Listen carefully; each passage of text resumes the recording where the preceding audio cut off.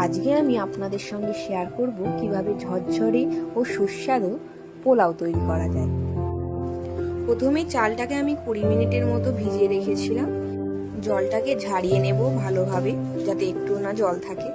এরপর সামান্য ঘি গরম করে নেব এবং ওই গরম ঘিয়ে কিছুটা হলুদ দিয়ে নেড়ে নেব, যাতে পোলাওয়ের রংটা ভালো আসে। এরপর ওই হলুদ দেওয়া ঘিটা দিয়ে চালটা ভালো করে মাখিয়ে নেব। দেখুন রংটা কি সুন্দর এসেছে। এরপর কিশমিশগুলো ভালো করে ভেজে নেব। কড়াইয়ে কিছুটা ঘি গরম করে নেওয়ার পর তাতে ফোড়ন হিসেবে দেবো গরম মশলা ও কিছুটা আদা বাটা দিয়ে নেড়ে চেড়ে নেওয়ার পর ঘি ও হলুদ দিয়ে মাখিয়ে রাখা চালটা দিয়ে ভালো করে নেড়ে চেড়ে নেব। চালটা ভালো করে ভাজা হয়ে গেলে তাতে গরম করে রাখা জল দিয়ে দেব।